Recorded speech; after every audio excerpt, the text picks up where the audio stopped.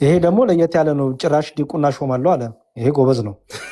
ደፋር ነው እንዴ! አሪፍ ነው እንጂ አንተ አሁን እኮ ኑሮ በራሱ ቄስ ነኝ ብሎ የሚጠራ ከሆነ እንግዲህ አስበው። ኑሮ ውድ ሆኗል። አሁን አንተ ከኦርቶዶክስ ወጥታል። አንተ ዲያቆን ማድረግ ትችላለህ? ሰዎችን እጅህን ጭነህ? አዎ ትችላለህ። ኧረ እባክህ ስንት ሰው ዲያቆን አደረክ በእጅህን ጭነህ? አንተ ጎበዝ ነህ በጣም። አንተ ደግሞ አዲሱ ተሐድሶ ነህ ማለት ነው። ሌላ ገና አዲስ ሪፎርምድ የሆነ ታድሶ ማለት ነው ድጋሚ አንተ። ምክንያቱም እናሰግድ እንኳን ዲያቆን ኖት። የት ደብር የት ቤተክርስቲያን?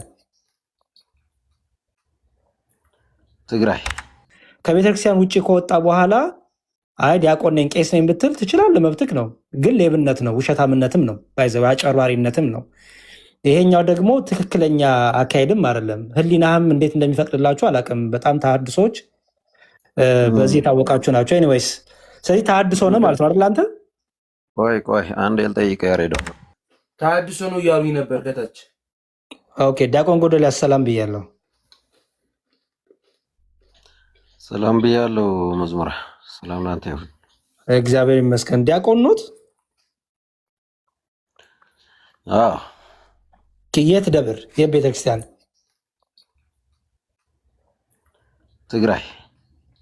ኧረ እኔ ቤተክርስቲያን ስም ነው ያልኩት፣ እኔ ሀገሩን አይደለም። አይ ትግራይ ነው። አሁን እዛ ቤተክርስቲያን እንዳላገለግልህ እኮ። የት ደብር ነበር የምታገለግለው? ይቅርታ ቅዱስ ሚካኤል የሚባል ቤተክርስቲያን አለ በአጽቢያ አካባቢ የሚባል ቦታ። ሙሉ ስሙ ምንድን ነው? ይቅርታ መምህር አወራራቸው ነው እንደዚህ ወይስ? ችግር የለውም። ቆይ ችግር የለውም። ሙሉ የደብሩን ስም ንገረኝ።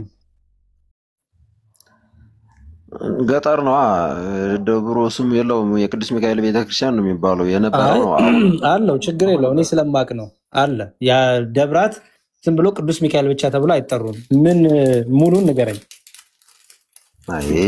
አጽቢ የሚባለው አጽቢ አካባቢ ገጠር ነው። ቅዱስ ሚካኤል ነው የሚባለው።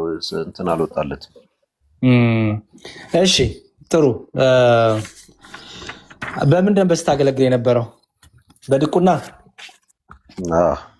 ድቁና ስንት አገልግሎት አይነቶች አሉት? ማለት ነው። ምንም ቃላቱን ነው ራሱን ነው ደግሜ የምጠይቀህ። ዲያቆን ከሆንክ ዲቁና ስንት አይነት አገልግሎቶች አሉት? ዲቁና አይነት አለው እንዴ? ዲቁና ስንት አይነት አገግሎቶች አሉት? ያል ጥያቄ በደንብ አወራሩ አልተመቸኝም። አንዴ ችግር የለውም። ቆይ አታውራ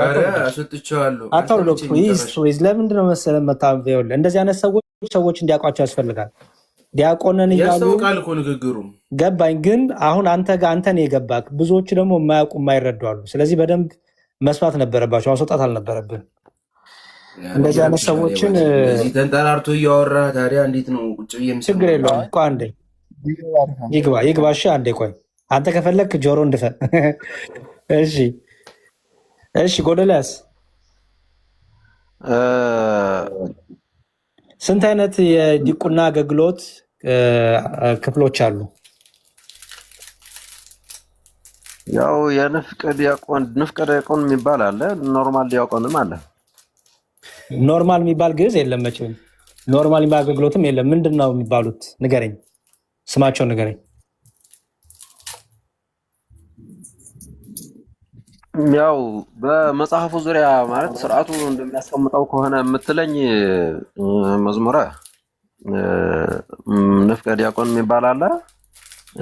ሰራይ ወይም ዲያቆን የሚባልም አለ። ሌላስ? ከነዚህ ሁለቱ ውጭ ዲቁና ሌላ አላውቅም እኔ። አንተ በምን በምታገለግለው? ሰራይ ዲያቆን ሆነ የምታገለግለው? በጣም ጥሩ። ሰራይ ዲያቆን ሆነ የምታገለግል ከሆነ ቅዳሴ ስንት ክፍል አለው?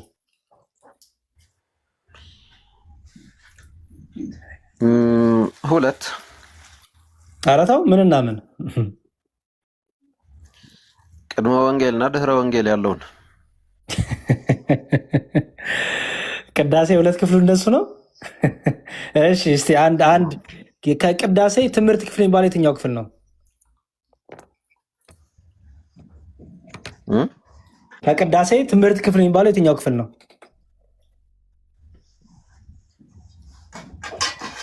ከቅዳሴ ትምህርት ክፍል ምናምን ብለው እኛን አላስተማሩንማ። አታውቀውም? በጣም ጥሩ። ስለዚህ እሺ አንድ ዲያቆን ክቡር ደሙን የሚያቀብልበት ለምዕመኑ ምን ይባላል? እርፈ መስቀሉን ነው ወይስ ጽዋውን? እኔ እንጃ። ክቡር ደሙን የሚያቀበልበት ነው ያልኩህ እኮ። እርፈ መስቀልና ጽዋ ነው። ክቡር ደሙን የሚያቀበልበት ምን ይባላል ነው ያልኩህ። እርፈ መስቀል። እሺ በቅዳሴ ክፍል ውስጥ የዝግጅት ክፍል የሚባለው ክፍል የትኛው ነው? ትምህርት ክፍልን አላወቀው። የዝግጅት ክፍል የሚባለው የትኛው ነው?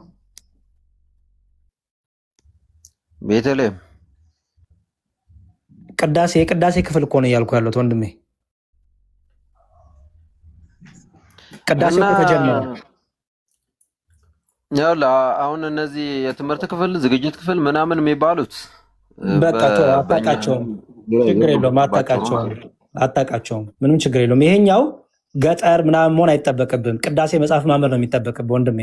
ቅዳሴ መጽሐፍ ላይ በደንብ ተቀምጧል ክፍሎቹ። እሺ ሰው አላውቀውም ማለቱ ይሻላል እንጂ ገጠር ስለሆንኩኝ ከተማ ስለሆንኩ እያልክ ምክንያቶቹ መደርደሩ እሱ ትክክል አይደለም። አሁን አላገለግልም ብለሃል አይደለ? እሺ ተባረክ ነው ትቼው ነው እንጂ ራሴ ትቼው ነው። ምኑን አውቀኸው ትተዋለህ? አላውቅም እኮ ያልከኝ ነገር በዛ እኮ ትተኸው ነው። ጥሩ። ስለዚህ አሁን ራስን እንዲያቆም ብለህ የምጠራው ለምንድን ነው ከተውከው?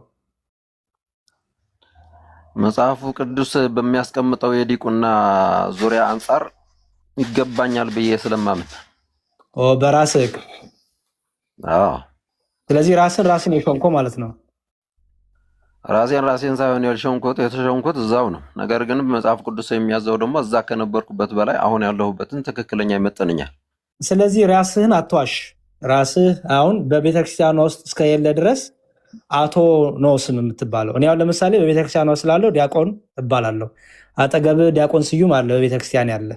ከቤተክርስቲያን ውጭ ከወጣ በኋላ አይ ዲያቆን ነኝ ቄስ ነኝ ብትል ትችላለህ፣ መብትክ ነው። ግን ሌብነት ነው፣ ውሸታምነትም ነው፣ አጭበርባሪነትም ነው። ይሄኛው ደግሞ ትክክለኛ አካሄድም አይደለም። ህሊናህም እንዴት እንደሚፈቅድላችሁ አላውቅም። በጣም ተሐድሶች በዚህ የታወቃችሁ ናቸው። ኤኒዌይስ ስለዚህ ተሐድሶ ነው ማለት ነው አይደል? አንተ ቆይ አንድ ልጠይቅህ ያሬዶ። ጠይቀኝ። ዲቁና የኦርቶዶክስ ነው ብሎ ያዘዘው የትኛው መጽሐፍ ነው? ዲቁና ምንድን ነው? አይ ዲቁና የኦርቶዶክስ ብቻ ነው ብሎ ያስቀመጠው መጽሐፍ የትኛው መጽሐፍ ነው? የክርስቲያኖች ነው፣ ግን ለአንተ የተሰጠ አይደለም። አንተ ኦልሬዲ ከቤተክርስቲያን ወጥተሃል። አንድ ሰው ዲቁናውን ከተቀበለበት አገልግሎት ሲወጣ ሲለይ ዲያቆን የሚለው ማዕረግ አይኖረውም። ጥሩ። የክርስቲያን ትርጉም ምንድን ነው? ክርስቲያን ለመባል ምንድን ነው መሆን ያለበት? ዲቁና ነው የምናወራው እናንተ አሁን እኮ የዲያቆን ነው ክርስትና። ዲቁና የክርስቲያን ነው ስላልከኝ ዲቁና የተቀበልክበት ቤተክርስቲያን ሙሉ ወንጌል አይደለም፣ ቀጠና ሁለት አይደለም፣ ወይ ደግሞ የናሰግድ ቸርች አይደለም።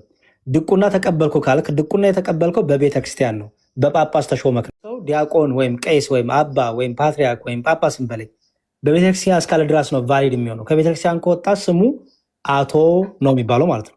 ስለዚህ አንተ አሁን አቶ ነህ እንጂ ዲያቆን አይደለም። የጠየቅኩህን እንኳን መለስክልኝም ያሬዱ። የጠየቅኩህን እየመለስኩልህ ነው። በቤተክርስቲያን ውስጥ ከሌለ ድረስ አንተ አቶ ነህ እያልኩ ነው ያለሁት እኮ እሱ። እኔ ደግሞ እያልኩ ያለሁት መጽሐፍ ቅዱስ እንደዛ ይላል ወይ? ዲቁና የኦርቶዶክስ ነው ብሎ አስቀምጦታል ወይ? ጥሩ። ዲቁናውን ከየት አገኘ? ዲያቆን ነበርኳ። ዲቁና ማን የሰጠህ? ከየት ቤተክርስቲያን ያገኘው? ከየትኛው ቤተ እምነት? ኦርቶዶክስ እያለሁ።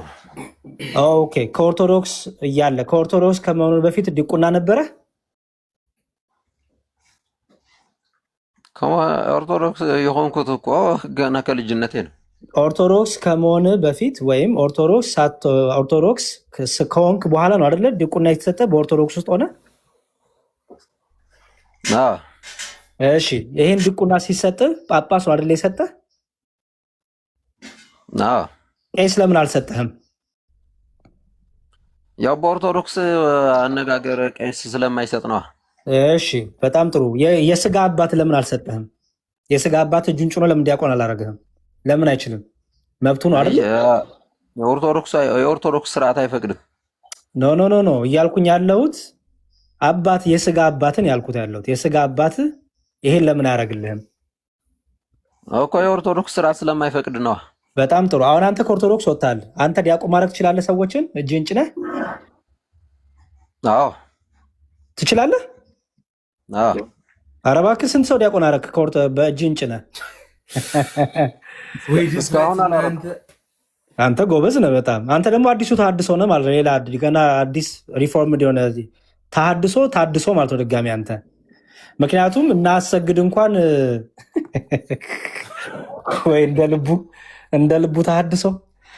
እሺ ስለዚህ ወንድም ይኸውልህ አሁን ቁም ነገሩ ምንድን ነው? ከፈለግ አባ ገሌም ቆሞስ ገሌም ብለህ ስም መቀጠል ትችላለህ፣ መብትክ ነው። ለእኛ ግን አንተ አቶ ነህ። ምክንያቱም በቤተ ክርስቲያኑ እስከሌለ ድረስ ራስን ሌሎችን መሸወር ትችላለህ። እንደዛ እያልክ ኦርቶዶክሳዊ ቤተክርስቲያን ውስጥ ከአገልግሎት እስከወጣ እስከተለየ ድረስ አንተ አቶ ነህ። በቤተክርስቲያኗ ውስጥ ያለ አገልግሎት ተቋርጧል፣ ቆሟል። ለምሳሌ እኔ እንዳልኩ ነው፣ ዲያቆን ያሬድ እባላለሁ። ከቤተክርስቲያን ከወጣው አልፈልግም ብዬ ከወጣው ትምህርቷን ክጄ ከወጣው ወደ ሌላ ቤተ እምነት ከሆንኩኝ ስሜ አቶ ነው። ሰዎችን ግን ለመሸወድ ዲያቆን ገሌ፣ አባ ገሌ፣ ቆሞስ ገሌ እያልኩኝ ሙድ መያዝ ይችላሉ ሰዎች ላይ። በዛ እኛ የአሁኑ ትውልድ አይሸወድም። ትምህርት ላይ እናውራ እኔ እናንተ። እሺ ትምህርት ላይ ካወራን ዘንዳ ጥምቀት ያድናል? ተመለስ ወንድሜ። ቅድም የጠየቅኩ እኮ ጥያቄ ያሬደው የዲቁና ስርዓት ለኦርቶዶክሳውያን ብቻ ለይቶ የሰጠው የትኛው የመጽሐፍ ቅዱስ ክፍል ነው? ኦኬ ስለሱ አይደለም እኔ እናንተ የምናወራው። ዲያቆን ቤተክርስቲያን ውስጥ አይደለሁም ስላልክ አንተ ዲያቆን አይደለህም አትዋሽ ነው ያልኩት። ይህንን የምናወራው አንዴ ስማኝ ወንድሜ፣ አንዴ ስማኝ። ኧረ አንዴ ስማኝ አንተ። ሲጀመር እኔ ዲቁና ሳደምጥህ ነበረ ሁሉንም ነገር ዲቁና በእጅ የጨንኩኝ እሰጣለሁ ያልክ ሰው ስለሆን አንተ ሌላ ዓለም ውስጥ ነው ያለው፣ ሌላ ልዩ የሆነ የራስ ቤተ እምነት የፈጠርከው። ስለዚህ አንተ በሱ ቀጥል። በቃ አሁን ትምህርት ላይ ብቻ እናውራ። ትምህርት ላይ እናውራ ወንደ ወገኔ። ስለ ጥምቀት ያላችሁን የተሐድሶ ትምህርት ንገረኝ። የአንተን ቤተ እምነት ትምህርት ጥምቀት ምንድን ነው? መጀመሪያ የጠየቅኩህን መልስልኛ። ማነው ለኦርቶዶክስ ለይቶ ዲቁና የኦርቶዶክስ ነው ያለው? የት በቃ ይበቃናል። እኔ እንዲታወቅ ስለፈለኩኝ ነው። እንዲታወቅ ስለፈለኩኝ ነው። ለመሰለህ እዚህ ቲክቶክ ላይ እንደዚህ ድራማ የሚሰሩ ሰዎች አሉ። አባ ገሌንን፣ ቀሲ ገሌንን፣ ቆሞስ ገሌንን እያሉ ዲያቆን ነበርኩ ዲያቆን ገሌንን እያሉ ግን ለጴንጤ የሚጫወቱ፣ ለተሐድሶ የሚጫወቱ፣ ለሙስሊም የሚጫወቱ አሉ። እንደዚህ በደንብ የምናውቃቸው ሰው እንዲያውቃቸው ስለምፈልግ ነው። ገብተውብኝ ያውቃሉ። እንደዛ ሰብከው መጨረሻ ላይ ሌላው ነው የተገኙ አሉ። ስለዚህ እንደዚህ ነገሩ ማወቁ ጥሩ ነው። ሰዎችም እንዲጠነቀቁ ያደርጋል። በጣም መልካም። ይሄ ደግሞ ለየት ያለ ነው። ጭራሽ ዲቁና ሾማለሁ አለ። ይሄ ጎበዝ ነው፣ ደፋር ነው እንዴ! አሪፍ ነው እንጂ አንተ አሁን እኮ ኑሮ በራሱ ቄስ ነኝ ብሎ የሚጠራ ከሆነ እንግዲህ አስበው። ኑሮ ውድ ሆኗል። ራሱን ጳጳጳስ እኮ ኑሮ ውድ ሆኗል ልጄ። ስለዚህ አሁን ዘዴ መፍጠር ነው። ኑ ሾማቸዋለሁ እያልክ ማስከፈል ነው። ይኸው እነዚሁ ተሰብስበውላል መምህር። እነዚህ አሁን የምታያቸው ጠቅላላ ዛማኔል፣ ፓቼ፣ ሰናይት ከላይ ያለው ደግሞ አለለ የዋፌሌ ሲጠፋኝ ይቅርታ ወንድሜ፣ አንድ አድርግ ይቅርታ።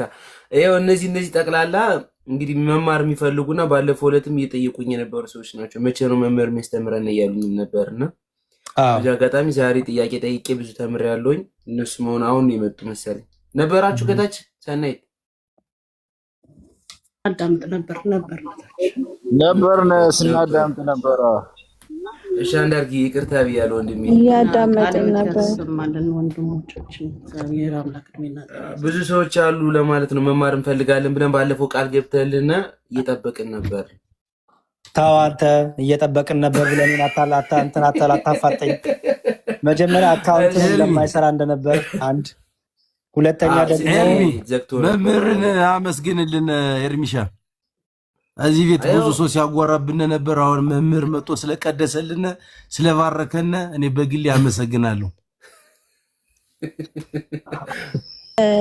መግባት የፈለኩበት ዋናው ሪዝን ሰላም ብያለው። መጀመሪያ ሁላችሁንም ያሬድ ሰላም ብያለው። በጣም ነው የምናመሰግነው። በጣም እኔ ዛሬ እዚህ ቦታ ገስት ላይ ራሱ አብሬ በመቀመጤና ትምህርት በኤርሚ አማካኝነት በመስማቴ በጣም ደስ ብሎኛል። እግዚአብሔር ያክብርልን ማለት ስለፈለኩም ነው የገባሁትኝ እና በጣም ብዙ ጊዜ ዮኒ ማኛ ጋር ምናምን ያው ስትገባ አብሬ እየተከተልኩ እየገባው ሰማለሁ እና በጣም ነው የምናመሰግነው። ይሄ ማለት ስለፈለኩም ነው መግባት የፈለኩትኝ። ማለት አንዳንድ ወጣቶች እንደዚህ በሚሆኑበት ሰዓት ከግር ያው የማጠፋው አንተነና ያው የአገልግሎት እድሜን ያርዝምልን። በጣም ነው የምናመሰግነው። ኑርልን እና ይሄን ለማለት ነው የገባሁት። እሺ ማርዬ፣ እሺ እኔ ምስጋና አልወድም በነገራችን ላይ አይኖ ይገባኛል፣ እናንተ ከፍቅራችሁ ሊሆን ይችላል። ግን ምስጋና ትዕቢተኛ ያደርጋል፣ ምስጋና ትምክተኛ ያደርጋል። ያለ እኔ አሁን እኔ ኤርሚን አመስግኜ ነው ኮርቶብኝ የነበረው አንድ ሰሞን እና ምስጋና ከባድ ነው። ስለዚህ የሚሻለው ምንድነው? ሆድ ይመርቅ ትላለች እናቴ። በጸሎት ማሰብ ነው፣ መበርታት ነው። እናንተም መበርታት፣ እኔም መበርታት። ምክንያቱም ማንም የቆመ ቢመስል እንዲያወድቅ ይጠንቀቅ ይላል መጽሐፍ ቅዱሱ። ስለዚህ ትዕቢተኛ ሆነን ደግሞ እንዳንቆጣጠር፣ እንደ ፊኛ እንዳንፈነዳ፣ ፍጻሜያችን እንዲያምር መትጋት፣ ሁሌም በቃ በትህትና ሁሌም ዝቅ በማለት ሁሌም ገና እንደ አዲስ ተማሪ በመሆን ማሳለፍ ነው እና ስለዚህ እናንተም በርቱልን። ይኸው እንደዚህ እግዚአብሔር ቢፈቅድ ባለፈው ቃል ገብቼ ነበር፣ ግን ሰሞነ ሕማማት መጣ። ሰሞነ ሕማማት ትንሽ አይመችም ታውቃላችሁ። የኤርሚ ደግሞ አካውንት 3 ቀን ነው እንደዚህ ገዝታ አይቀበልም ነበር እና እነዚህ ነገሮች ተደራረቡ። ከዛ በዓሉ መጣ። ይሄ ነገር ሆኖ አልተመቸኝም። አሁን ግን እግዚአብሔር ይፍቀድ እንደዚህ ብቅ ብቅ እያለን እንማማራለን። ዛሬ እንኳን በጣም ብዙ ነገር ነው የተማማርነው። ችን ሰብሰብ እያረጋችሁ እየጻፋችሁ ምን እያላችሁ ከዛ በኋላ ደግሞ በሰፊው ተከታታይ ትምህርት በተለይ ሃይማኖት ከሚለው ጀምረን ሀሎተ እግዚአብሔር ማን ነው ከሚለው ጀምረን ደግሞ 30 ደቂቃ በውስጥ አወራውና 30 ደቂቃ በቂ ናት። 30 ደቂቃ ሃይማኖት ከሚለው ጀምረን ሃይማኖት ምንድን ነው? አሁን ብዙ ሰዎች ሃይማኖት አያድንም ይላሉ። እኛ ደግሞ ኦርቶዶክሳውያን ደግሞ ሃይማኖት ያድናል እንላለን። ግን የትኛው ሃይማኖት? በራሱ ሃይማኖት ማለት ነው። ሃይማኖት ማለት ድርጅት ነው አይደለም። ምክንያቱም እዚህ ይሁዳ መልእክት ላይ መጽሐፍ ቅዱሳችን ለቅዱሳን አንድ ጊዜ ስለተሰጠች ሃይማኖት ይላታል ይሁዳ መልእክት ላይ እና ፈጽማችሁ ተጋደሉ ይላል። አንድ ጊዜ የተሰጠች ሃይማኖት አለች እና ያቺ ደግሞ የተሰጠችው ከእግዚአብሔር ዘንድ ናት። ሃይማኖት ከእግዚአብሔር ዘንድ የተሰጠች ናት እና ሃይማኖት ደግሞ ትምህርት ማለት ነው። ትምህርት ናት። ለምሳሌ ብዙ ሰው ብዙ እምነት ሊኖረው ይችላል አይደለ ኤርሚ? ብዙ እምነት ሊኖረው ይችላል። ብዙ ሃይማኖት ግን አይኖረውም። አንድ ሰው ይኖረዋል አይኖረውም። አንተ ለምሳሌ ኦርቶዶክስ ነህ፣ ግን በውስጥ ብዙ ነገር ልታምን ትችላለህ አይደል? አይ የጴንጤም ትምህርት ይመቸኛል፣ የፍቅር ሲዝም ይመቸኛል፣ የሙስሊም ይመቸኛል ልትል ትችላለህ። አየው ግን አንድ ማምናት ግን እሷን ብቻ ነው የምፈልጋት እውነቷን ለማወቅ። አየህ፣ ስለዚህ ሃይማኖት አንዲት ናት። ለዚህ ነው አንዲት ጥምቀት፣ አንዲት ሃይማኖት፣ አንድ ጌታ የሚለው። ሃይማኖት ያድናል ስንልኛ የትምህርት እያልን ነው። ትምህርት ያድናል። የቤተክርስቲያኗ ትምህርት፣ ቤተክርስቲያን በራሷ ምን ስለሆነች? ጌታ የመሰረታት ስለሆነች። ስለዚህ ይሁዳ መልእክት ላይ አንድ ምዕራፍ ነው ያለው። በነገራችን ላይ አንድ ምዕራፍ ነው ያለው። ምን ይላል መሰላችሁ? የይሁዳ መልእክት ላይ እንዲህ ይላል። እሺ ቁጥር 3 ላይ ወዳጆች ሆይ ይላል። ወዳጆች ሆይ ስለምንካፈለው ስለ መዳናችን ልጽፍላችሁ እጅግ ተግቼ ሳለሁ ለቅዱሳን አንድ ጊዜ ፈጽሞ ስለተሰጠ ሃይማኖት ይላል። ለማ ለቅዱሳን አንድ ጊዜ ስለተሰጠች ሃይማኖት ፈጽማችሁ እንድትጋደሉ እመክራችኋለሁ። ስለዚህ ሃይማኖት ድርጅት አይደለም ማለት ነው። ከእግዚአብሔር የተሰጠው ሃይማኖት ድርጅት አይደለም። ሰዎች ሃይማኖታቸው ድርጅት ነው ማለት ይችላሉ፣ መብታቸው ነው። እኛ ግን ኦርቶዶክሳውያን ሃይማኖታችን ድርጅት አይደለችም። ኦኬ። ለምሳሌ ታውቅ እንደሆነ ኤርሚሻ በፕሮቴስታንት ወገኖቻችን ለምሳሌ አንድ ቸርች ቢዘጋ ቆርቆሮ ይዞ የመጣው ኮፍያ ሚስማር ይዞ የመጣው ወንበር ይዞ የመጣው የሆነ ነገር ሁሉም ይካፈላሉ። ምክንያቱም ቸርቹ በሰዎች ኮንትሪቢዩሽን ሰዎች የሚከፍቱት ስለሆነ፣ በእኛ ቤተክርስቲያን ግን የህዝብ ናት ቤተክርስቲያኑ። አየህ፣ የህዝብ ስለሆነች ለምሳሌ እኔ ከፍቶኝ በወጣ አይ ወንበር ገዝቼ አምጥቻለሁና ወንበሬን አምጡ አለም። አየው፣ በቃ ቤተክርስቲያን የምንላት ምንድናት? የክርስቶስ አካል የሆነች ናት። ቤቱ ደግሞ ሚስጥራትን የምንፈጽምበት ሚስጥራትን የምናረግበት። እንዲሁም ስለ ቤተ እግዚአብሔር አንድ ጥቅስ ልስታችሁ። እንዲሁም በጣም መወደው ጥቅስ ስላለ ነው። ብዙ ጊዜ ታውቃለህ፣ ለምሳሌ በእኛ ቤተክርስቲያን ኤርሚ ሄደህ ቅዳሴ ባይኖርም ምንም ነገር ባይኖርም ሄደህ ጸሎት ታደርጋለህ አታደርግም? አረጋለሁ። እኔ ሳረግ ነበረ። ለምንድን ነው የምታደርገው? ማን አለ ብለህ ስለምታምን ነው። ይኸው የእግዚአብሔር ቤት አይደለ? የእግዚአብሔር ቤት ስለሆነ እግዚአብሔር አለ ብለህ ስለምታምን አይደል? አዎ። በጣም ጥሩ። ኦኬ። በፕሮቴስታንት ወገኖቻችን ፕሮግራም ከጨረሱ በኋላ ሄደው አዳራሾቻቸው ቆሞ ጸሎት ያደርጋሉ ከተቆለፈ በኋላ? ኧረ የለም፣ ፕሮግራም ከሌለም አይከፈትም። ለምን ይመስላል? ከተቆለፈ በኋላ ሄደው አንድ ሰው በሩ ጋር ቆሞ ጸሎት አያደርግም አይደል? ከጨረሱ በኋላ እኔ እናንተ ግን ቤተክርስቲያኗ እንኳን በሯ ከውጭ ቢዘጋ በሩ ጋር ቆመን ጸሎት እናደርጋለን። ስናልፉላ ጸሎት እናደርጋለን። ይኸው እነ ዳንኤል ምናምን አሉ፣ ያውቁታል በደንብ። በጣም ጥሩ። ለምን ይመስላል? ለምንድን ነው እኛ እንደዚህ የምናደርገው? እግዚአብሔር በዛ አለ ብለን ስለምናምን። አየህ፣ እግዚአብሔር በዛች ቤት በቤቱ አለ። ምክንያቱም ጌታ ምን ብሏል? ቤቴ የጸሎት ቤት ይባላል ብሏል። ቤቴ የጸሎት ቤት ይባላል ስላለ አስተውል፣ ያንን ቤት የእግዚአብሔር ቤት ነው ብለን እናምናለን። የእግዚአብሔር ቤት መሆኑን ደግሞ ማስረጃ ልስጥህ። ኦኬ፣ ማስረጃ ሜላ መሰለ። እሺ፣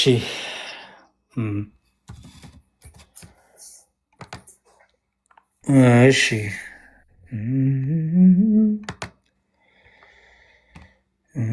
አዎ፣ እኛም የእግዚአብሔር ቤቶች እንዳትረሳ። በሶስት አይነት ቤተ መቅደስ አለ ብለን እናምናለን። አንደኛው ሶስት አይነት ቤተክርስቲያን አለ። አንደኛው እኔ እናንተ የክርስቶስ ቤቶች ነን፣ ማደሪያዎች የመንፈስ ቅዱስ። እያንዳንዱ ክርስቲያን ምን ይባላል? የእግዚአብሔር ቤት ይባላል። ማደሪያ ነን። ሰውነታችን የእግዚአብሔር ቤተ መቅደስ ነው፣ ማደሪያ ነው። ስለዚህ እያንዳንዳችን ምን እንባላለን? ቤተክርስቲያን። ሁለተኛው ቤተክርስቲያን ደግሞ የእኛ ህብረት፣ እንደዚህ ስንሰባሰብ አየው፣ የክርስቲያኖች ህብረቱን ይባላል ቤተ ክርስቲያን ይባላል። አንደኛ የራሳችን አልኩ፣ ሁለተኛ ደግሞ የእኛ ህብረት። ጌታ አንድም ሁለትም ሶስትም ብትሆኑ እኔ በመካከላችሁ እገኛለሁ አላለም? ስለዚህ የእኛ ስብስብ ራሱን ይባላል ማለት ነው፣ ቤተክርስቲያን ይባላል። ሶስተኛው ደግሞ ህንፃው ጥምቀት የምንፈጽምበት፣ ቅዱስ ቁርባን የምንካፈልበት፣ ጸሎት የምናረግበት፣ አምልኮ የምንፈጽምበት፣ የህብረት ጸሎት የህብረት አምልኮ የምናረግበት። ኦኬ፣ ብንታመም ሄደን የምንጠመቅባት። ምክንያቱም እኔ ቤቴ ነው እንዲህ ቁርባን የምወስደው፣ ስርዓት መፈጸሚያ ማለት ነው ቤተክርስቲያን። ቅዱስ ያን ጸጋውን የምንካፈልባት ደግሞ ምን ትባላለች? ቤተክርስቲያን ትባላለች። ኦኬ፣ ስለ ቅዱስ ጳውሎስ እንዲህ ብሎ ስለ ቤተ እግዚአብሔር እንዲህ ብሎ ተናግሯል። በጣም የምትደንቅ ቃል አለች። እሷ ላንብብና ጨርሳለሁ። ለምንድን ነው እኛ በዛች ቤት ሄደን በህንፃ ቤተክርስቲያን ሄደን ጸሎት የምናደርገው? ኦኬ፣ እግዚአብሔር አለ በዛ ቤት የምንለው ለምንድን ነው ከተባለ እንዲህ ይላል። አንደኛ ጢሞቴዎስ ምዕራፍ 3 ቁጥር 15 ያዝ። አንደኛ ጢሞቴዎስ ምዕራፍ 3 ቁጥር 15። ይሄ ቅዱስ ጳውሎስ ለጢሞቴዎስ ልጁ የተናገረው ነው፣ አደራ ነው። አንደኛ ጢሞቴዎስ እንትን ያልከኝ ምዕራፍ 3 ቁጥር 15። እሺ፣ እንዲህ ይላል። ፈጥኜ ወደ አንተ እንድመጣ ተስፋ አድርጌ ይህን እጽፍልሃለሁ አለ። ለማ ለጢሞቴዎስ። ከዛ ምን አለ? ብዘገይ ግን አለ፣ አስተውላውን፣ ብዘገይ ግን በእግዚአብሔር ማደሪያ ቤት ይላል። አየው፣ በእግዚአብሔር ማደሪያ ቤት መኖር እንዴት እንደሚገባ እንዴ! ይሄ ስለ ሰው ነው የሚያወራው? ስለ ሰው ሰውነት ነው የሚያወራው? አይደለም። ምክንያቱም ምንድን ነው የሚለው? አንተ እንዴት መኖር እንደሚገባ በማን? በእግዚአብሔር ማደሪያ ቤት እንዴት መኖር እንደሚገባ ታውቅ ዘንድ እጽፍልሃለሁ አለና ቤቱም አላየኸው? ቤቱም የእውነት አምድና መሰረት የሕያው የእግዚአብሔር ቤተ ክርስቲያን ነው ይላል። አየው፣ ቤቱ ምንድን ነው አለ? ቤቱ የእውነት አምድና መሰረት፣ ከዛ ደግሞ የእግዚአብሔር ደግሞ ቤተክርስቲያን ነው። ስለዚህ እኛ በኦርቶዶክሳዊ ተዋሕዶ ቤተክርስቲያናችን ቅዳሴ ኖረም አልኖረም፣ ኦኬ ከውጭ በሩ ተቆለፈም አልተቆለፈም፣ በሩቅም ሆነን በቅርብም በውስጥም ሆነን በውጭ እግዚአብሔር በዛ አለ፣ በቤቱ አለ። ይቺ የእግዚአብሔር ቤት ናት ብለን ስለምናምን ምን እናደርጋለን? ወደ ቤቱ ዞረን ጸሎታችን እናደርጋለን ማለት ነው። እሱን እኮ ግን አይተነዋል እኮ አይደለ? በፊልሙ ላይ ራሱ እኮ ቤቴ የጸሎት ቤት ይሆናል ዋሻዎችና አሁን እንግዲህ ቤቴ ብሎ የጠራው ምኑን ነው? መቅደሱን አይደለ? ህንፃውን ነው የጠራው። ስለዚህ አሁን ይሄንን ልምምድ ግን ወገኖቻችን እህትና ወንድሞቻችን ፕሮቴስታንት የላቸውም። እንዳልኩ በአዳራሽ ለምሳሌ ፕሮግራም ቢያደርጉ አምልኮ ቢጨርሱ አዳራሾቻቸው ያ አዳራሽ ፕሮግራሙ አልቆ ካለቀ በኋላ አንድ ሰው መጥቶ ቢጨንቀው ቢከፋው ወደዛ አዳራሽ ሄዶ በሩ ጋር ቆመ ጸሎት ያደርጋል? አያረግም። አያረጉም። ምክንያቱም በዛ እግዚአብሔር ይገኛል ብሎ አያምኑም ማለት ነው። ቀላል ነው። እግዚአብሔር የሚገኘው አብረው እስከሆኑ ብቻ በቃ እዛ ውስጥ እስካሉ ነው ድረስ ነው ማለት ነው። ከዛ ከወጡ በኋላ በቃ አለቀ፣ እግዚአብሔር አይገኝም ብሎ ያምናሉ ማለት ነው። እኛ ግን እግዚአብሔር በቤቱ ይገኛል። ስለዚህ በቤቱ ስለምናገኘው ወደ ቤቱ እየገሰገስን ጸሎታችን እናደርጋለን፣ ከሚስጥራት እንሳተፋለን ማለት ነው። ስለዚህ መመሪ እዚህ ጋር አንድ ጥያቄ ማለት ነው፣ ይቅርታና ያው አሁን ካለው ርዕስ ሳይሆን የቅድሙን የሰጠኝ ጥቅሶች እንዳለ ይዣቸዋለሁ እና እንትን እላቸዋለሁ። አንደኛ ጢሞቴዎስ ጴንጤዎችን በብዛት እየጠየኳቸውም ስለነበረ የሚመልስልኝም አልነበረም። ብዙ ጴንጤ ጠይቄያለሁ። ጭራሽ እሱ ከድህነት ጋር ሁሉ አይገናኝም ይላል እና በእኛ በቤተ ክርስቲያናችን ደግሞ ምን አይነት መጽሐፍ ቅዱስን ስርዓቱን ጠብቃ እንደምትሄድ እና በቤተ ክርስቲያን ያለውን ነገር በአይናችን የምናየው ነገር ስለሆነ አንደኛ ጢሞቴዎስ ምዕራፍ 2 ከቁጥር 9 እስከ 15 ያለውን ያን ስርዓት ነው ወይስ እንዴት ነው? እስኪ እሷን ነገር ትንሽ አብራራለን። በቤተ ክርስቲያን በኦርቶዶክስ። እሺ እንግዲህ ወንዶች በስፍራ ሁሉ አለቁጣና አለክፉ ሀሳብ የተቀደሱትን እጆች እያነሱ እንዲጸልዩ ይፈቅዳሉ ይላል።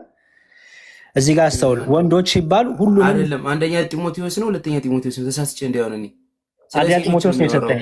እዛው ነው ያለው፣ እዛው ላይ ነው ያለው። ኦኬ እሺ። እታች ስለ ወንዶችም የተናገረውን ጨምሬ ላንብብልህ ብዬ ነው። እሺ እሺ። ስለ ወንዶች ምን አለ? እጅ እየጫኑ መጸለይ ለወንዶች ተፈቅዷል አለ። ግን የተቀደሱ እጆች ነው የሚለው፣ አስተውል። ወንዶች ብሎ ግን ቀጥሎ ግን ምንድን ነው? የተቀደሱ እጆች ነው ያለው። የተቀደሱ እጆች ካለ ለሁሉ የሚደረግ አይደለም። ይሄ ለማን ነው? ለተለዩት፣ ለአገልግሎት ለተለዩት ማለት ነው። ስለዚህ ወንዶች እጅ እየጫኑ እንዲጸልዩ የተፈቀደው ወንዶች ብቻ ናቸው። አለቀ። እጅ እየጫኑ ክህነትን እንዲሰጡ እንዲሾሙ የተፈቀደላቸው ማን ነው? ወንዶች ብቻ ናቸው። በመጽሐፍ ቅዱስ ሴት ልጅ እጇን ጭና ለማንም ክህነት አትሰጥም፣ ለማንም ሹመት አታረግም። ከመጽሐፍ ቅዱስ ውጭ ነው። ይሄ የመጀመሪያው። ለሴቶች ደግሞ እዛው ዝቅ ብሎ እንዲሁም ደግሞ ሴቶች በሚገባ ልብስ ከእፍረትና ራሳቸውን ከመግዛት ጋር ሰውነታቸውን ይሸልሙ ይሸፈኑ ማለት ነው። እግዚአብሔርን እንፈራለን ለሚሉ ሴቶች እንደሚገባ መልካም በማድረግ እንጂ በሹሩባና በወርቅ ወይም በዕንቁ ወይም ዋጋው እጅግ በከበረ ልብስ አይሸለሙ ይላል። ስለዚህ ይሄ ደግሞ በአምልኮ ጊዜ በተለይ በአምልኳቸው ጊዜ ሴቶች ራሳቸውን እንዲሸፍኑ ራሳቸውን በትህትና ዝቅ እንዲያደርጉ እግዚአብሔርን እንፈራለን የሚሉ ሴቶች በዚህ ህይወት እንዲመላለሱ መጽሐፍ ቅዱስ ያዛል። ይሄ ባይዘወይ ሁሉም ሰው ነው ፌል ያደረገው በዚህ። ምክንያቱም አንዳንዴ ልብስ መልበስ በራሱ ክርስቲያን ብቻ አያሰኝህም። ምክንያቱም እግዚአብሔር ልብን ስለሚያይ ደግሞ ጥሩ ልብስ ለብሰህ ጥሩ ህይወት ካለህ በውስጥ ያለው ህይወት በውጭ ይታያል ማለት ነው።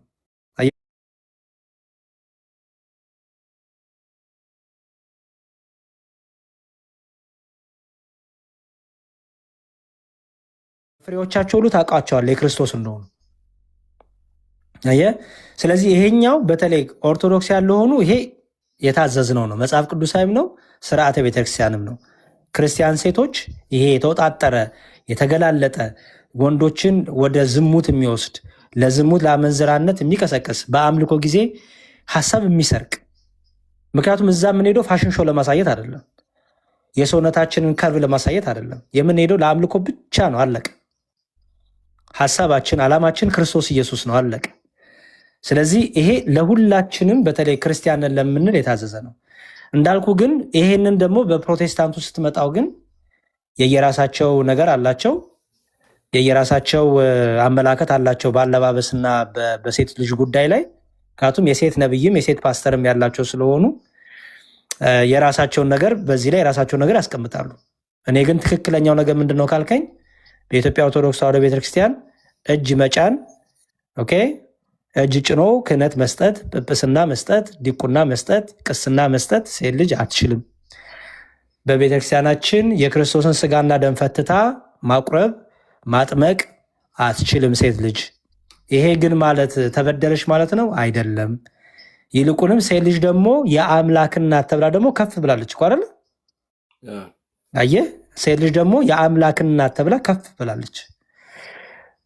120 ቤተሰቦች ትዝ ይለሃል? 36ቱ ቅዱሳት አንስት እኮ አሉ እዛ 72ቱ አርዳት አሉ፣ 36ቱ ቅዱሳት አንስት አሉ። 36ቱ ቅዱሳት አንስት እኮ አገልጋዮች ናቸው፣ ግን ነቢይ አልነበሩ። 36ቱ ቅዱሳት አንስት እኮ አገልጋዮች ናቸው፣ ግን የሚያጠምቁ አልነበረም፣ ቁርባን የሚሰጡም አልነበረም። ሐዋርያቱን ግን በአገልግሎታቸው ሁሉ ያገለግሏቸው ያግዟቸው ነበረ። አየህ፣ አልከፋቸውም። ተገፋን፣ የሴት ልጅ እኩልነት አላሉም፣ የገባቸው ናቸው። አየህ፣ አሁን ብዙ ጊዜ ሴቶች ለምንድን ነው ካህን የማይሆኑት ብለው የሚናደዱ ሴቶች፣ እንዴ ወንዶችም ሁሉ እኮ ካህን አይሆኑም ይሆናሉ እንዴ? አሁን እዚህ ጋር ዲያቆናት እኔና ስዩም ነን። ወንዶች ዲያቆናት ወንዶች አሉ እዚህ ጋር እኮ። ለጾታ ከሆነ አንተ ወንድ እኮ ነህ፣ ዲያቆን ነህ አይደለም። ስለዚህ ዲቁና ራሱ እኮ ለሁሉ ወንድ አይሰጥም። ወንድ ብቻ ስለሆንክ ዲቁና አይሰጥህም ማለት ነው። አየህ፣ ስለዚህ ይሄ የክህነት ጉዳይ የመንፈስ ቅዱስ ምርጫ ነው። መንፈስ ቅዱስ ለአገልግሎት ልዩ ልዩ ጸጋ ስለሚሰጥ በዛ በልዩ ልዩ ጸጋ ሁሉም ያገለግላል። በተረፈ ሴት ልጅ መዘመር፣ ማስተማር፣ በሰንበት ትምህርት ቤት በቤቷ ልጆቿን ማስተማር፣ ኦኬ፣ በሰንበት ትምህርት ቤት ማስተማር፣ በቴዎሎጂ ትምህርት ቤቶች ራሱ ታስተምራለች እኮ ሴቶች። በእኛ ቤተክርስቲያን አሉ እኮ ባይዘው ዲያቆናዊት የሚባሉ እኮ ሴቶች አሉ። ዲያቆናዊት የሚባሉ ሴቶች ማዕረግ አለ። እነዚህ ሴቶች ማዕረጋቸው እኮ መሰለ ዲያቆን አይደሉም። ዲያቆናዊት የተባሉበት ለምንድን ነው? ለምሳሌ ትልቅ የሆነች ሴት ከእስልምና ሊሆን ይችላል ወደ ቤተክርስቲያን ስትመጣ ትጠመቃለች አይደለ? ስትጠመቅ እና ቅባ ሜሮን ሲፈጸምላት ካህኑ ሰውነቷን መንካት አይችልም። አየህ፣ ምክንያቱም ትልቅ ናታ፣ ህፃን አይደለችም፣ ትልቅ ናት። ስለዚህ ካህኑ ሰውነቷን መንካት አይችልም። ስለዚህ ምን ያደርጋል? የዚች ዲያቆና የተባለችውን እድሜዋ ከ60 በላይ ወይ ከ50 በላይ የሆነች ሴት ነው መሆን ያለባት። በቤተክርስቲያን የታወቀች አገልጋይ መሆን አለባት። ስለዚህ የእሷን እጅ ይዞ ያቺ ሴት ናት ያን ነገር የእሷን እጅ ይዛል ካህኑ። ምክንያቱም ሰውነቷን የሴቷን ሰውነት መንካት ክልክል ስለሆነ ማለት ነው። አየኸው። ስለዚህ ይህን ያህል እንኳን ሴቶችም በቤተክርስቲያናችን ይህን ያህል ድርሻም አላቸው። ሰው በቤተክርስቲያናችን ሴት ልጅ በአምልኮ ጊዜ ራሷን ትሸፍናለች፣ ትከናነባለች። መጽሐፍ ቅዱሱ እንደሚናገረው ነው። ይህንን በደንብ አድርገን በቤተክርስቲያን ለዚህ ነው ስትመጣ በቤተክርስቲያን እህቶቻችን ጻዕዳ ለብሰው ነጭ ለብሰው አንድ አይነት ወጥ ሆነው ሴት በሴት ቦታ ሆና ወንድ በወንድ ቦታ ሆኖ አገልግሎታቸውን አምልኳቸውን ይፈጽማሉ ማለት ነው። ቅዱስ ጳውሎስ እንዳዘዘው መጽሐፍ ቅዱሳዊ ነው ማለት ነው። መጽሐፍ ቅዱሳዊ ነው። ይሄ ህይወት ራሱ ቢቀጥል መልካም ነው። ግን አሁን ምንድነው ችግሩ? ከቤተክርስቲያን ስንወጣ ደግሞ የምናብዳለን። ስለዚህ እሱ እብደት መስተካከል አለበት። በቃ ማለት የግድ ትሸፋፈንም በየመንገዱም እያልኩ አይደለም። የምትወድና የምትፈቅድ ከሆነ ምክንያቱም ለክርስቶስ ፍቅር አንገትም እኮ ይሰጣል አይደለ እንዴ? አንገት እኮ ራሱ ይሰጣል። ትታረዳለህ እኮ ወደ እሳት ትጎረጎራለህ። እኛ እኮ ገና የክርስቶስ ፍቅር ስላልገባን ራሳችንን ስላልካድን ነው አየው እንጂ ስለ ልብስ የምንጨነቀው ሰዎች የክርስቶስ ፍቅር ሲገባቸው እኮ እንኳን መሻፈን አይደለም አንገታቸውንም ለሰይፍ ይሰጣሉ፣ ወደ እሳትም ይወረወራሉ። የክርስቶስ ፍቅር ሰው ያው ክርስትና በድካም በመውደቅ በመነሳት ውስጥ የምናልፈው ስለሆነ ክርስቲያነትና ወንድሞቻችን ኦርቶዶክሲያነቶቻችን በርቱልን፣ ወንድሞቻችንን በርቱልን። ክርስቲያናዊ አለባበስ ቢኖረን፣ ክርስቲያናዊ አነጋገር ቢኖረን፣ ክርስቲያናዊ ህይወት ቢኖረን በጣም መልካም ነው። በአንድ አይመጣም። በማስተዋል በጥበብ ቀስ እያልን ክርስትና ህይወት ማደግ ስለሆነ በዛ መልኩ እንለፍ ለማለት ነው። በጣም እግዚአብሔር ይስጥልኝ ኤርሚሻ። ዛሬ ብዙ አወሩ። አልጨርስልኝም እስከ መጨረሻው እስከ 15 ኤርሚያ አንድ ጥያቄ ነበረኝና በመጀመሪያ ቃልዎት ያሰማልን መዝሙረ ያሬድ እግዚአብሔር እድሜና ጤና ይስጥልን። እኔ ካንተ ጋር ቁጭ ብዬ ራሱ ከዚህ በመማሪ በጣም ደስ ነው ያለኝ። እግዚአብሔር አምላክ እድሜና ጤና ይስጥ ወንድሜ። አሁን ከዚሁ ስለ ሴቶች በዚሁ አያይዘህ ብትነግረን፣ በተለይ ለሴቶች መጽሐፍ ቅዱስ እንዴትና መቼ ማንበብ እንዳለብን አንዳንድ የተወሰኑ መረጃዎች ብትሰጠን። ብዙዎቻችን እኔን ጨምሮ መጽሐፍ ቅዱስን በተለይ ሴቶች ፈርተን ነው የምንይዘውና ለማንበብ እና አንዳንዴ የተወሰኑ ነገሮች ግልጽ ብታደርግልን እንዴትና መቼ ማንበብ እንዳለብን። አመሰግናለሁ። ገብቶኛል። በጣም ጥሩ አሪፍ ጥያቄ ነው። ምክንያቱም አንዳንድ ሰዎች በልማድ የሚያደርጉት ነገር አለ፣ ያለ እውቀት የሚያደርጉት ነገር ስላለ ማለት ነው። እሱም አንደኛው ምንድነው? ለምሳሌ ሴቶች በወራይ ልማዳችሁ ላይ ያላችሁ ወይም ፔሪየድ ላይ ያላችሁ መጽሐፍ ቅዱስ አናነብም አነካም ትላላችሁ። ይሄ ትክክል አይደለም። ባይዘው ምንም ነገር የምትከለከሉት ነገር የለም ከምን በስተቀር ከቁርባን በስተቀር። ወደ ቤተ መቅደስ ገብታችሁ ቁርባን መቀበል አትችሉ። ጥምቀት መጠመቃችሁ፣ ምክንያቱም ሴት ልጅ ደም እየፈሰሳት ጥምቀት ተጠመቂ ማለት አይሆንም አይደል? ይሄ ራሱ ምንም እውቀትም እኮ አይፈልግም። በቃ በደንብ የታወቀ ነው። አንድ ቁርባን ደግሞ የማትቀበልበት ምክንያት ለምንድን ነው?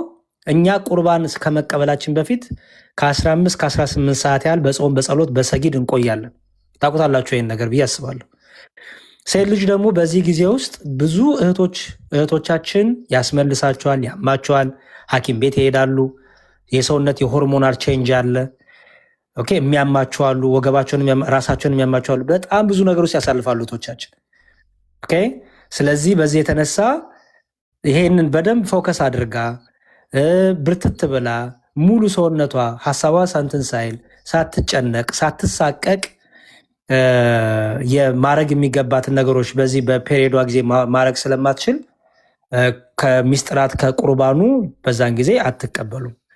ያንን የደማችሁ መፍሰስ የሚያቆምበት ቀኖች ካለፉ በኋላ ግን በንስሐ በቀኖና ወደ ቅዱስ ቁርባን መታችሁ መቀበል ትችላላችሁ ማለት ነው። በተረፈ ግን ጸሎት ማድረግ በቤቱ ጸሎት ማድረግ፣ ውዳሴ ማርያም ማንበብ፣ ዳዊት ማንበብ፣ መጽሐፍ ቅዱስ ማንበብ ምንም አትከለከሉ። ምንም የምትከለከሉት ነገር የለም። የሚረክስ ነገር የሚባል ነገር የለም። ስለዚህ እሱን በደንብ ልታውቁ ይገባል። መጽሐፍ ቅዱስን ዴይሊ ልናነብ ይገባል። ሁሌም በቻልን መጠን ባገኘነው አጋጣሚ አንዳንድ ምዕራፍ ብናነብ፣ ማቴዎስ ወንጌል ከሆነ አዲስ ኪዳን ከሆነ ከማቴዎስ ወንጌል መጀመር፣ ብሉይ ኪዳን ከሆነ ከዘፍጥረት ጀምራችሁ አንዳንድ ምዕራፍ በቃ ከዛ ፍቅሩ እያደረብን ሲመጣን እየጨመርን እንመጣለን። ስለዚህ መጽሐፍ ቅዱስ ሁሌም ቢነበብ መልካም ነው። በተለይ በስደት ያላችሁ ሰዎች በሚመቻችሁ ሰዓት ከስራ ጋር ከምን ጋር ሁኔታውን እያያችሁ ነፃ የምትሆኑበት ታይም እየጠበቃችሁ ብታነቡ መልካም ነው ማለት ነው። በተረፈ ወደ ቤተ መቅደስ የማትሄዱበት ምክንያት ቤተ መቅደሱ ስለሚረክስ አይደለም። የሚረክስ የአዲስ ኪዳን ቤተ መቅደስ የለም። ልክ በብሉይ ኪዳን ሴት ልጅ ረክሳለች እንደሚለውም አይደለም። እናንተ አሁን የፔሪየድ ላይ መሆናችሁ የወር አበባ የተባለውም እኮ ለዛ ነው። ልምላሜ ነው፣ አበባ ነው፣ ፍካት ነው፣ ለመውለድ ዝግጅት የምታደርጉበት ነው ምናምን ከሰውነታችሁ ያለው አደፍ የሚወጣበት ነው። ልክ የሰውነት ቆሻሻ እንደመውጣት ብሎ ተቃለቅ። የሰውነት ቆሻሻ በተለያየ መልክ ይወጣል። ባይዘወይ እናንተ ብቻ አይደላችሁም እህቴ፣ ወንዶችም ራሳችን ከሰውነታችን አንዳች ፈሳሽ ቢኖር ወደ ቤተክርስቲያን አንሄድም፣ ወደ መቅደስ አንገባም። እዚህ ወደ ዳር ላይ ሆነን ጸሎታችን እናደርሳለን እንጂ ወደ ቤተ መቅደስ ገብተን ጥምቀትን አንፈጽምም፣ ስጋው ደግሞ አንቀበልም። ኢቭን በሽተኛ የሆነ ሰው እያስነጠሰ እያስመለሰው ምን እያለ ስጋው ደግሞ አይቀበልም። ስለዚህ ለሴት ብቻ አይደለም ለወንዶችም በደም ተቀምጧል። ከምን አንጻር? የጌታን ስጋና ደም ከማክበር አንጻር። በዛ ቀን የክርስቶስ ደም ብቻ ነው የሚፈሰው። ስለዚህ የፍጡር ደም ፈሱ መጥቶ የሚደረግ ነገር ስለሌለ ማለት ነው። ስለዚህ ለሴት ብቻ አይደለም ለወንዶችም የተከለከሉ ብዙ ነገሮች አሉ። ለምሳሌ ህልመ ሌሊት፣ ወንዶች ታውቃላችሁ ህልመ ሌሊት ምን እንደሆነ። ህልመ ሌሊት ቢያጋጥማችሁ እነዚህ ሁሉ የተቀመጠ ስርዓት አለን፣ ፍትሐ ነገሥት አለን፣ ቃለ ዓዋዲ አለን። በመጽሐፋችን ላይ በስርዓት ተቀምጧል እነዚህ ሁሉ ሰው። በተረፈ ግን ጸሎት አትከለከሉም። ልስገድ ካልሽን በርተሽ ስግደት አትከለከይም። ግን በፔሪየድ ላይ ያላችሁ እንኳን ልትሰግጂ ቀርቶ በጣም ብዙ ነገር ነው ፔን በህመም ውስጥ የምታልፊ። ስለዚህ ቤተክርስቲያን ይሄንን በደንብ ስለምትረዳ ይህን ስርዓት ሰራችላችሁ ማለት ነው። እና ከዚህ አንጻር ቢሆን ጥሩ ነው። በተረፈ የጸሎት ጊዜ በቀን አንድ ክርስቲያን 7 የጸሎት ጊዜ አለው። በቤተክርስቲያናችን 7 የጸሎት ጊዜያት አሉ። በእነዚህ 7 የጸሎት ጊዜያት ውስጥ የበረታ 7ቱንም ያደርሳል፣ ደግሞ ያልበረታ ደግሞ የቻለውን ያደርሳል። በዛች የጸሎት ጊዜያት ውስጥ በእያንዳንዱ ጸሎት ውስጥ ስንቆም መጽሐፍ ቅዱስ እናነባለን፣ ዳዊት እናነባለን፣ ወንጌል እናነባለን። ኦኬ። ከዛ ደግሞ በኋላ ከመተኛታችን በፊት ወንጌል እናነባለን። እነዚህ ናቸው ማለት ነው ባጭሩ። እሺ ወንድም አንድ አለኝ እዚያው ላይ እና አሁን በወር እንትን በሚልበት ጊዜ 40 ክንድ ርቃችሁ ከቤተክርስቲያን ቁማችሁ ጸልዩ ይላልና እንግዲህ አባባል ነው። መጽሐፍ ቅዱስ ላይ እንኳን እኔ በደንብ አላውቀውም እውነት ለመናገር ግን እስኪ ይህንንስ ምን ትላለህ? እኛ መንሰሰባው ያደግነው ስለሆነ እዚህ አያይዘህ ብትነግረን። እሺ ይኸውልሽ ምን መሰለሽ፣ ቅድም እንዳልኩሽ ነው። ለምሳሌ ወደ ቤተክርስቲያን ወደ ውስጥ ወደ መቅደስ ከሚስጥራቱ ለመካፈል ለመካፈል አትገቡም። ኦኬ፣ ምክንያቱም የጌታ ስጋና ደም የሚቀርበው በዛ ስለሆነ።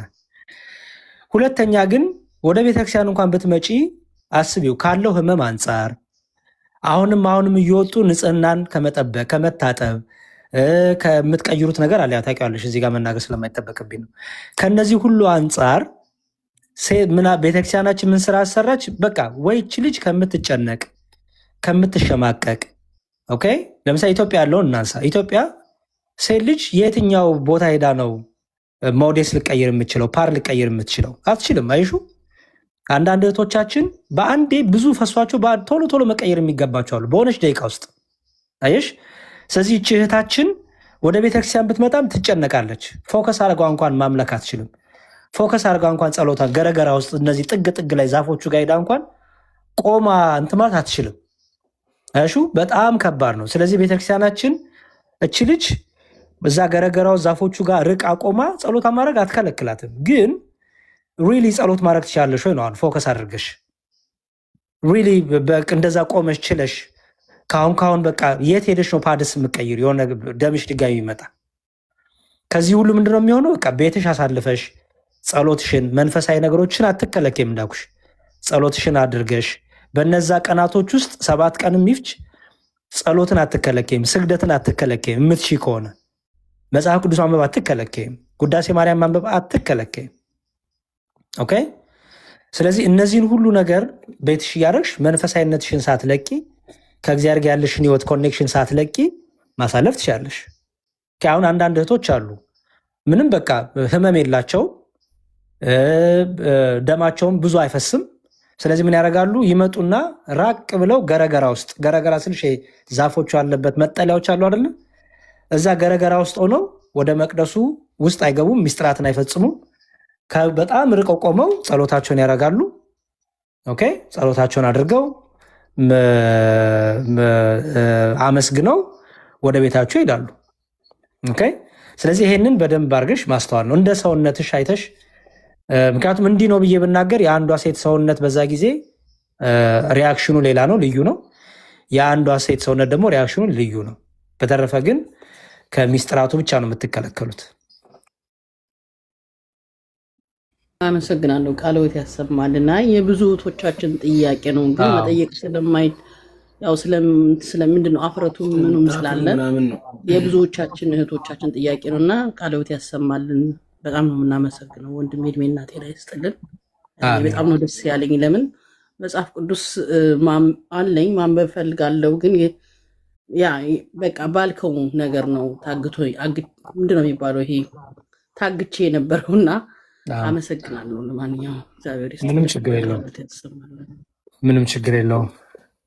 እኔ ይቅርታ እዛው ጋር አንድ ጊዜ አያይዤ ልጠይቅ ከመጽሐፍ ቅዱስ ጋር። እሺ፣ መዝሙረ ዳዊት አሁን በቅርቡ ነው ማንበብ የጀመርኩትና ማለት አንዳንድ ስራ በምወጣበት ሰዓት ስለማይመቸኝ ሞርኒንግ ስለምነሳ አንዳንድ ሰዎች ምግብ ከበላሽ በኋላም ስትመለሽ ማንበብ ትችያለሽ የዕለቱን። አንዳንድ ሰዎች ደግሞ በጭራሽ አይነበብም በቃ በምችይበት ነው አሉኝ።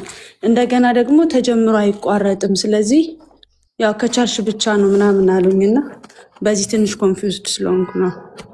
እሺ፣ ለምሳሌ አሁን ይኸው የተለያየ ሰዓት ላይ ነው ያለ ነው፣ መጽሐፍ ቅዱስ እያነበብን ነው ምግብ የበላችሁ አላችሁ፣ ያልበላችሁ አላችሁ። ግን መጽሐፍ ቅዱስ እያነበብን ነው። ኦኬ ሰው እንግዲህ የሰባት የጸሎት ጊዜያት አሉን ያልነውን ለዛ ነው። ሰባት የጸሎት ጊዜያት ላይ ለምሳሌ ሌሊቱ ጸሎት ምግብ ሳንበላ የምናደርገው፣ ምክንያቱም በሌሊት መቼም እኛ እንስሳ አይደለንም።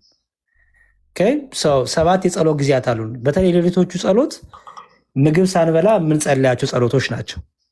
ከዛ በኋላ ግን ያሉት የከሰዓቱ ጸሎት ብትይኝ፣ የሰርኩ ጸሎት ብትይኝ ምግብ ከበላም በኋላ የምንጸልያቸው ጸሎቶች ናቸው።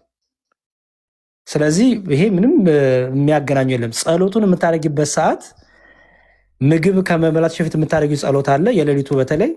ከዛ ደግሞ ምግብ ከበላሽ በኋላ ደግሞ ለምሳሌ የኖአም ጸሎት አለ፣ ከመተኛታችን በፊት የምንጸልየው ጸሎት አለ። ራት ከበላን በኋላ እኮ ነው የምንጸልየው እሱ። ራት ከበላን በኋላ እኮ ነው። ስለዚህ የሌሊቱም ጸሎት ሌሊት የተነሳሽ የምታደርጊውም ጸሎት ኦልሬዲ ራት በልተሽ ከተኛሽ በኋላ የምታደርጊው ጸሎት ነው።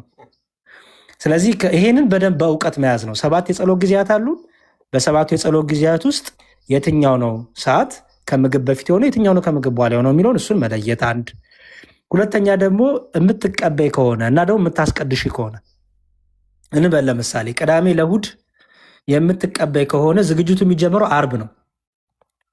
አርብ ዕለት ዝግጅት ትጀምሪያለሽ። ቅዳሜ ለእሑድ እሑድ ዕለት ቅዳሴ ሄደሽ የምትቀበይ ከሆነ ከ15 እስከ 18 ሰዓት ያህል መጾም አለብሽ። ስለዚህ መብላት የምታቆሚበት ሰዓት አለ ማለት ነው። ኦኬ የማትቀበይም እንኳን ቢሆን ቅዳሴ ለማስቀደስ ካሰብሽ አስቀድመሽ አትሊስት ቅዳሜ አስቀድመሽ በጊዜ በልተሽ ማቆም አለብሽ። ምክንያቱም በራሱ ምግብ ከበላሽ በኋላ ሰውነትሽ ለዛ ነገር ሪስፖንድ የሚያደርግበት ኢቨን ለጸሎት እንኳን ለመቆም አንዳንዴ ያቅተናል አይደል ከበላም በኋላ እሺ። ስለዚህ እነዚህ ነገሮች ስላሉ ከቅዳሴው ጋር የተገናኘው ጊዜ በጾም በጸሎት ተወስነን ተገድበን በሰጊድ ተገድበን እንጠብቃለን። ከዛ በተረፈ ግን ያሉት ቀናቶች ግን ከዛ ውጭ ያሉት ከሰኞ እስከ ዓርብ ያሉበት ቀናቶች ላይ ደግሞ ከስራ ጋር ያለን ሰዎች ከምግብ በፊት የምንጸልየው ጸሎት አለ። ምክንያቱም ሰዓቱ ራሱ ከምግብ በፊት ስለሆነ፣ ከምግብ በኋላ ደግሞ የምንጸልየው ጸሎት አለ። ምክንያቱም ሰዓቱ ራሱ ከምግብ በኋላ የሚጸለይ ስለሆነ ማለት ነው። ስለዚህ ይሄ በደንብ እያንዳንዱ ባዛው የጸሎት ጊዜያት ከነገረ ክርስቶስ ጋር የተገናኙ ናቸው። ከነገረ ክርስቶስ ጋር የተገናኙ ናቸው። ለምሳሌ እነሱን ቶሎ ቶሎ ልንገርሽና ልጨርስ መሰለኝ። ምክንያቱም እኔም ስራ አለኝ መመለስ አለብኝ። አንተ ታዛጋለህ እዚህ ቁጭ ብለህ። ጠዋት እንደተነሳው ከፈትኩ፣ በቃ መጣ፣ ደስ ብሎኛል በጣም። ብዙ ነገር ተማማርን። ዋው በጣም ብዙ ነገር ነው እንጂ ሌላ ጊዜ ስለምንቀጥለው ችግር የለም። ብዙ ነገር ተማማርን። አሪፍ ነገር ነው። ኧረ እንኳን ምክንያት ሆንከን ትልቅ ነገር ነው። እግዚአብሔር ይስጥልህ አንተም። እሺ የጸሎት ጊዜያቶቹን ቶሎ ቶሎ እናገር። የጸሎት ጊዜያቶቹን ቶሎ ቶሎ እናገር። የመጀመሪያው የጸሎት የምናደርገው ለምሳሌ ቅዱስ ዳዊት በመዝሙረ ዳዊት መዝሙር 118 ላይ በመዝሙረ ዳዊት መዝሙር 118 ላይ 7 ጊዜ በቀን አመሰግንሃለሁ ይላል። በመዝሙረ ዳዊት መዝሙር 118 ላይ 7 ጊዜ በቀን አመሰግንሃለሁ ይላል። እነዚህ 7 ጊዜ በቀን አመሰግናለሁ ሲል እነዚህ 7 ጊዜዎች ምንድን ናቸው ብላ ቤተክርስቲያናችን ትፈተዋለች። ምክንያቱም በቀን 7 ጊዜ አመሰግናለሁ ይላል ዳዊት። ስለዚህ የመጀመሪያው ጸሎታችን የሚሆነው የጠዋት ጸሎታችን ነው። ጠዋት 12 ሰዓት ላይ ይሄ ጸሎታችን ለምንድን ነው የጠዋት 12 ሰዓት የምንጸልየው ቢባል አምላካችን ኢየሱስ ክርስቶስን አብ ወልድ መንፈስ ቅዱስ በሰላም ስላሳደርከን፣ በሰላም እንድንተኛ ሌሊቱን በሰላም አስነስተ በሰላም ተኝተን በጠዋት ደግሞ በሰላም እንድንነሳ እድሜን ስለጨመርክልን፣ ጊዜን ስለሰጠህን፣ ጨለማውን አሳልፈ ብርሃንን ስለሰጠህን ብለን የምናመሰግንበት ነው። ይሄ ጸሎት ሰዓት 12 ሰዓት ነው ማለት ነው። ኦኬ ጸሎት ሰዓት 12 ሰዓት ነው። በነገራችን ላይ አምላካችን ኢየሱስ ክርስቶስ ለፍርድ የቀረበበት ሰዓት ሐሙስ ሌሊት አይደል ያዙት ጌታችንን፣ ትዝ ይላችኋል አይደለ? ሐሙስ ሌሊት ይዘውት ሌሊቱን ሙሉ በእስር ቤት ነው ያሉት። ከዛ በኋላ ግን ዓርብ ጠዋት ላይ ነው ዓርብ በጠዋት ነው ወደ ፍርድ አደባባይ ወሰዱት። ኦኬ ስለዚህ አናስበን ስለኔ ስትል ፍርድ አደባባይ ላይ ስለኔ ስትል ቆምክ፣ ኦኬ በምድሪያን ነገስታት ፊት ቆምክ ስንል ይህንንም ደግሞ አስበን ልክ ዓርብ 12 ሰዓት ከጠዋት ጀምሮ ነው ጌታን ከመከራ ማድረስ ጀመሩት። ከሐና ወደ ቀያፋ እያዟዟሩ ከአንዱ ንጉስ ወደ ሌላ ንጉስ እያዟዟሩ ይህን ሁሉ ያደረሱበት ማለት ነው። ኦኬ ስለዚህ አንደኛው የጠዋት 12 ሰዓት ነው። በጣም ጥሩ። ሌላው ደግሞ ረፋድ 3 ሰዓት ነው። 3 ሰዓት ነው። ይሄ ደግሞ አምላካችን ኢየሱስ ክርስቶስን መስቀል አሸክሞ ወደ ቀራንዮ ተራራ ለመውሰድ ጉዞ የጀመረበት ሰዓት ነው ጌታችን ኢየሱስ ክርስቶስ። ኦኬ። ጠዋት 12 ሰዓት ላይ በነገስታቱ ፊት ለፍርድ የቆመበት ነው። 3 ሰዓት ደግሞ የመስቀሉን ጉዞ መስቀል አሸክሞ ጉዞ የጀመረበት ነው። ኦኬ።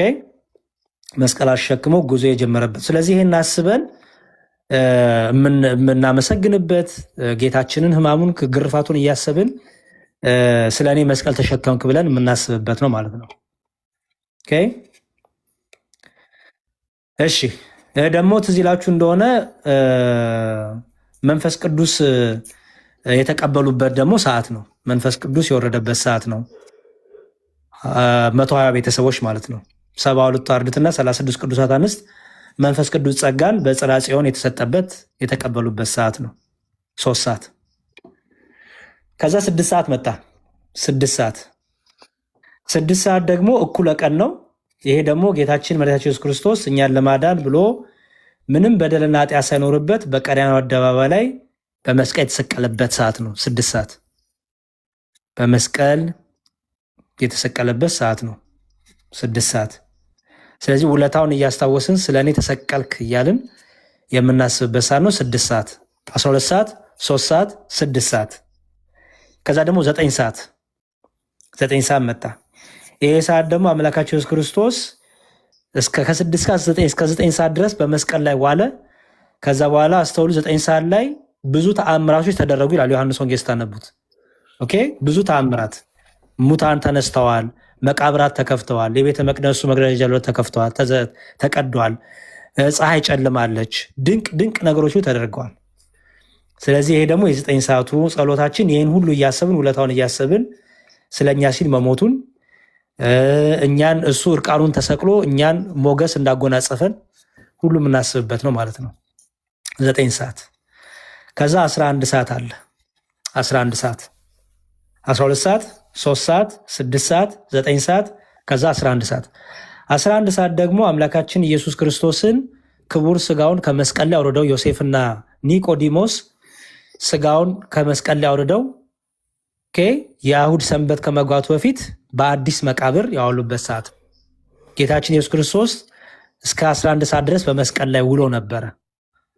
ስለዚህ 11 ሰዓት ላይ ቅዱስ ስጋውን አስፈቅደው ኒቆዲሞስና ዮሴፍ ከመስቀል ላይ አውርደው በአዲስ መቃብር ያኖሩበት ሰዓት ነው። ስለዚህ ስለኛ ሲል በመቃብር ማደሩን፣ መሞቱን፣ በመቃብር ወደ መቃብር መውረዱን ሁሉ ይህን ሁሉ የምናነሳበት የምናስተውልበት ሰዓት ነው ማለት ነው። 11 ሰዓት። ከዛ ማታ 3 ሰዓት። ማታ 3 ሰዓት ደግሞ በጌቴሴማኒ ክርስቶስ አምላካችን የጸለየበት ነው። ትዝ ይላችሁ እንደሆነ ለቅዱሳን ሐዋርያቱም ጸልዩ ተግታችሁ ያለበት ሰዓት ነው ማታ። ሐሙስ ማታ ነው ጌታችን የተያዘው፣ ትዝ ይላችሁ እንደሆነ። ስለዚህ ይሁዳ ሊቀ ካህናቶቹን ወታደሮቹን ሁሉ እየመራ ይዞ መጥቶ ጌታን በመሳም አሳልፎ የሰጠበት ሰዓት ነው።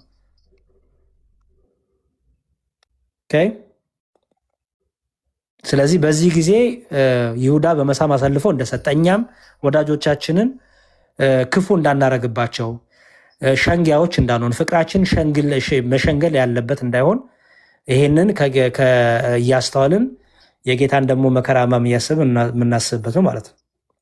የመጨረሻው መጣ ማለት ነው። አሁን ሌሊት 6 ሰዓት አለ። ሌሊት 6 ሰዓት አለ። የሌሊት 6 ሰዓቱ ደግሞ አምላካችን ኢየሱስ ክርስቶስ መቃብር ክፈቱልኝ ሳይል፣ ድንጋዩን አንሱልኝ ሳይል ሞትን ድል አድርጎ የተነሳበት ስለሆነ ይሄ ደግሞ የሌሊቱ 6 ሰዓት ጸሎታችን የጌታን ትንሣኤ እያወጅን ሞቴ የተገደለበት ትንሣኤ ያገኘሁበት ሞታችንን ሞቶ ሞታችንን ገሎ ጌታችን የተነሳበትን የምናስተውልበት የምናስብበት ሰዓት ነው ማለት ነው። ስለዚህ ስንት ሰዓት ሰጧችሁ? 7 የጸሎት ጊዜያት 12 ሰዓት፣ 3 ሰዓት፣ 6 ሰዓት፣ 9 ሰዓት፣ 11 ሰዓት፣ ማታ 3 ሰዓት እና ሌሊት 6 ሰዓት ወይም ይሄ ከመተኛታችን በፊት የምንጸልየው ጸሎት ነው ማለት ነው። በዚህ ጊዜ ውስጥ መጽሐፍ ቅዱስ እናነባለን። በዚህ ጊዜ ውስጥ የዳዊት መዝሙር እንደግማለን። በዚህ ጊዜ ውስጥ ወንጌል እናነባለን፣ ውዳሴ ማርያም እናነባለን፣ እንሰግዳለን፣ እንጸልያለን ማለት ነው። በዚህ ጊዜ ውስጥ ይኸው ነው። ስለዚህ እኔ አሁን ትምህርት ስጀምር የመጀመሪያ ትምህርት ማለት መጽሐፍ ቅዱስን መግለጽ ስጀምር የመጀመሪያ ያገኘሁትኝ የመጽሐፍ ቅዱስ ላይ የዋንትን ምንድነው አዲስ ኪዳን ላይ ማለት ነው። የአዲስ ኪዳን ማቴዎስ ጀምሬ ነው እስከ ዮሐንስ ራእይ የሄድኩ። ከዛ በኋላ ግን ብሉይ ኪዳኑም ደግሞ ልክ እንደ መጋረጃ አለ አይደለ? ከዚህ በፊት የነበሩ ትንቢቶችን የተረዳሁበት መንገድ ያነበብኩት እና ሰዎቹ እንዴት ማንበብ ይችላል? አሁን ምንድነው የሚባለው ይሄ ቅድም እያልኩ የነበረው ውዳሴ ማርያም ምናምን ነገር ከማንበባቸው በፊት መጽሐፍ ቅዱስን በደንብ እንዲረዱትኝ መጽሐፍ ቅዱስን ከየት ጀምሮ ቢያነቡት ይሻላል?